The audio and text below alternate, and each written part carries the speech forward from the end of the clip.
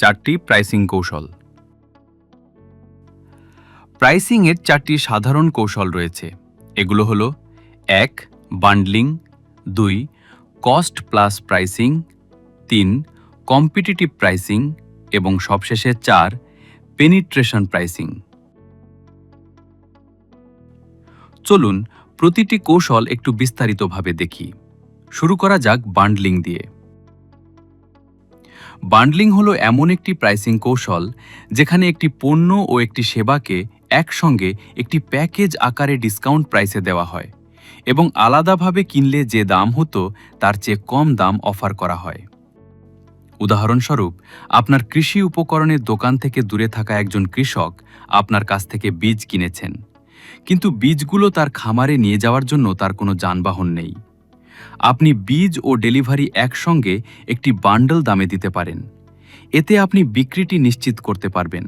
অন্যথায় ক্রেতা ডেলিভারি দেয় এমন অন্য কোনো খুচরা বিক্রেতার কাছে চলে যেতে পারেন। বান্ডলিংয়ের সুবিধা হলো এর মাধ্যমে বিক্রি না হয়ে জমে থাকা পণ্যকে বান্ডলিং করে বিক্রি করা যেতে পারে। বান্ডলিংয়ের অসুবিধা হলো এতে অপ্রয়োজনীয় ডিসকাউন্ট দেওয়ার ঝুঁকি থাকে। আগের উদাহরণে কৃষকটি হয়তো বীজের পুরো দাম এবং পরিবহনের পুরো খরচ দুটিই দিতে রাজি ছিলেন। Cost plus pricing. Cost plus pricing হলো এমন একটি কৌশল যেখানে কোনো পণ্যের উৎপাদন বা সংগ্রহের খরচের সঙ্গে একটি মার্কআপ বা লাভ যোগ করে বিক্রয় মূল্য নির্ধারণ করা হয়। মার্কআপ বা লাভ একটি নির্দিষ্ট শতাংশ বা নির্দিষ্ট টাকার পরিমাণ হতে পারে। চলুন একজন খুচরা কৃষি উপকরণ বিক্রেতার উদাহরণের মাধ্যমে কস্ট প্লাস প্রাইসিং দেখি। ধরুন, একজন খুচরা কৃষি উপকরণ বিক্রেতা একটি নির্দিষ্ট ব্র্যান্ডের সার বিক্রি করেন। কস্ট প্লাস প্রাইসিং ব্যবহার করে দাম নির্ধারণ করতে খুচরা বিক্রেতাটি প্রথমে সরবরাহকারীর কাছ থেকে সার সংগ্রহের মোট খরচ হিসাব করবেন। এর মধ্যে ক্রয় মূল্য, পরিবহন খরচ এবং অন্যান্য সংশ্লিষ্ট খরচ অন্তর্ভুক্ত থাকবে। ধরুন, খুচরা বিক্রেতা প্রতি ব্যাগ ১,৫০০ টাকা দরে এক চালান সার কিনলেন এবং পরিবহন ও হ্যান্ডলিং বাবদ প্রতি ব্যাগে আরও ৫০ টাকা খরচ হল। তাহলে প্রতি ব্যাগ সারের মোট খরচ হবে ১,৫৫০ টাকা। এখন ধরুন, খুচরা বিক্রেতা তার কাঙ্ক্ষিত লাভের মার্জিন রাখতে মোট খরচের উপর ২০% মার্কআপ যোগ করতে চান। কস্ট প্লাস প্রাইসিংয়ে বিক্রয় মূল্য হিসাব করতে খুচরা বিক্রেতা মোট খরচের সঙ্গে মার্কআপ যোগ করবেন। মার্কআপের পরিমাণ বের করতে মোট খরচকে মার্কআপের হার দিয়ে গুণ করতে হবে। এখানে খরচ হল ১,৫৫০ টাকা এবং মার্কআপের হার হল ০.২০।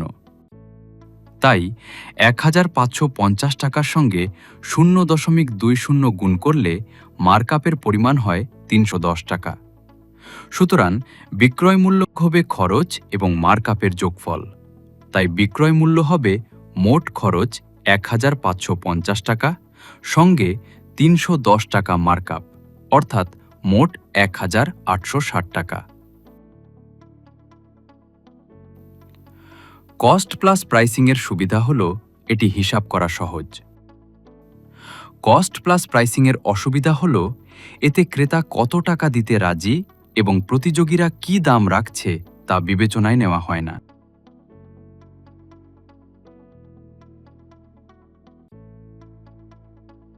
এবার আসি ৩ নম্বর কৌশল, কম্পিটিটিভ প্রাইসিংয়ে।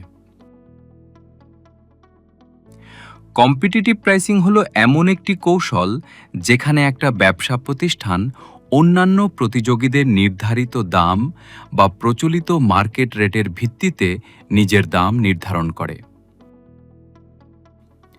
কোকো বিক্রি করা একটি সমবায়ের উদাহরণ দিয়ে কম্পিটিটিভ প্রাইসিং দেখি। সমবায়ের লক্ষ্য হল লাভ বজায় রেখে কোকো বিনের জন্য মার্কেটে প্রতিযোগিতামূলক দাম নির্ধারণ করা। সমবায়টি প্রথমে মার্কেটে কোকো বিনের বর্তমান দাম সম্পর্কে তথ্য সংগ্রহ করবে। মান, জাত ও কোথা থেকে এসেছে এসব বিষয় বিবেচনা করবে। এছাড়া তারা প্রতিযোগীদের প্রাইসিং কৌশলও বিশ্লেষণ করবে। প্রতিযোগীদের মধ্যে বড় কোকো সরবরাহকারী, স্থানীয় কৃষক বা অন্যান্য সমবায় থাকতে পারে। ধরুন সমবায় জানতে পারল যে একই মান ও উৎসের কোকো বিনের মার্কেট রেট প্রতি মেট্রিক টন 2 লাখ টাকা। প্রতিযোগিতামূলক থাকতে তারা এই মার্কেট রেটের চেয়ে কিছুটা কম দামে তাদের কোকো বিন বিক্রি করতে পারে। ধরুন তারা মার্কেট রেটের ওপর 5% ডিসকাউন্ট দেওয়ার সিদ্ধান্ত নিল। কম্পিটিটিভ প্রাইসিং ব্যবহার করে বিক্রয় মূল্য নির্ধারণ করতে সমবায়টি মার্কেট রেটের ওপর ডিসকাউন্ট প্রয়োগ করবে। ডিসকাউন্টের পরিমাণ বের করতে মার্কেট রেটকে ডিসকাউন্টের হার দিয়ে গুণ করতে হবে। অর্থাৎ 2 লাখ টাকাকে 0.05 দিয়ে গুণ করলে ডিসকাউন্টের পরিমাণ হয় 10,000 টাকা। তাহলে বিক্রয় মূল্য হবে মার্কেট রেট থেকে ডিসকাউন্টের পরিমাণ বাদ দিয়ে। অর্থাৎ 2 লাখ টাকা থেকে 10,000 টাকা বাদ দিলে বিক্রয় মূল্য হবে প্রতি মেট্রিক টনে 1,90,000 টাকা। প্রতি মেট্রিক টন 1,90,000 টাকায় কোকো বিনের দাম নির্ধারণ করে সমবায়টি মার্কেটে একটি প্রতিযোগিতামূলক বিকল্প হিসেবে নিজেদের অবস্থান তৈরি করতে চায়।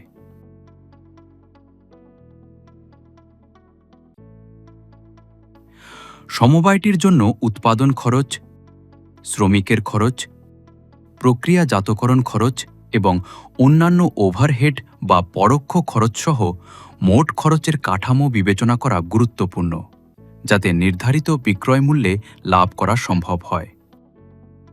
মনে রাখা দরকার, মার্কেটের পরিস্থিতি, চাহিদা ও সরবরাহের পরিবর্তন এবং অন্যান্য বিষয়ের ওপর ভিত্তি করে কম্পিটিটিভ প্রাইসিং পরিবর্তিত হতে পারে। কম্পিটিটিভ প্রাইসিংয়ের সুবিধা হল এতে তুলনামূলকভাবে ঝুঁকি কম। কম্পিটিটিভ প্রাইসিংয়ের অসুবিধা হল এতে ক্রেতা আরও বেশি দাম দিতে রাজি কিনা তা বিবেচনা করা হয় না। এবার আসি শেষ কৌশল, পেনিট্রেশন প্রাইসিংয়ে। পেনিট্রেশন প্রাইসিং হলো এমন একটি কৌশল যেখানে দ্রুত মার্কেট শেয়ার বাড়ানোর জন্য একটি ব্যবসা প্রতিষ্ঠান কোনো পণ্যের দাম বাজার দরের তুলনায় অনেক কম নির্ধারণ করে। এর মাধ্যমে প্রতিযোগীদের কাছ থেকে ক্রেতা আকৃষ্ট করে দ্রুত মার্কেটে নিজের অবস্থান তৈরি করা হয়। ধরুন একটি কৃষি উপকরণের দোকান জৈব সার বিক্রি শুরু করলো। মার্কেট রেটের চেয়ে কম দাম নির্ধারণ করে ব্যবসাটি ক্রেতা আকৃষ্ট করতে এবং দ্রুত মার্কেট শেয়ার বাড়াতে চায়। ধরুন একই মানের জৈব সারের বর্তমান মার্কেট রেট প্রতি ব্যাগ 500 টাকা। কৃষি উপকরণের দোকানটি শুরুতে মার্কেট রেটের তুলনায় অনেক কম দাম নির্ধারণ করার সিদ্ধান্ত নিল। এটাই পেনিট্রেশন প্রাইসিং। তারা প্রতি ব্যাগ জৈব সারের দাম 400 টাকা নির্ধারণ করল, যা মার্কেট রেটের তুলনায় 20% কম। প্রতি ব্যাগ 400 টাকা দাম রাখার মাধ্যমে কৃষি উপকরণের দোকানটি পণ্যের মূল্যকে বেশি গুরুত্ব দেওয়া ক্রেতাদের আকৃষ্ট করতে এবং তাদের প্রতিযোগীদের কাছ থেকে নিজের দোকানে নিয়ে আসতে চায়। পেনিট্রেশন প্রাইসিংয়ের সুবিধা হল এর মাধ্যমে দ্রুত মার্কেট শেয়ার বাড়ানো সম্ভব। পেনিট্রেশন প্রাইসিংয়ের অসুবিধা হল দাম বাড়ালে যেসব ক্রেতা শুধু কম দামের কারণে এসেছিল তারা সহজেই অন্য দোকানে চলে যেতে পারে। এখানেই এই বিষয়টির আলোচনা শেষ হল। এখন আপনি 4টি প্রাইসিং কৌশল সম্পর্কে জানেন। এবার চলুন দেখি কখন পণ্যের দাম বাড়ানো ভালো আর কখন দাম কমানো ভালো।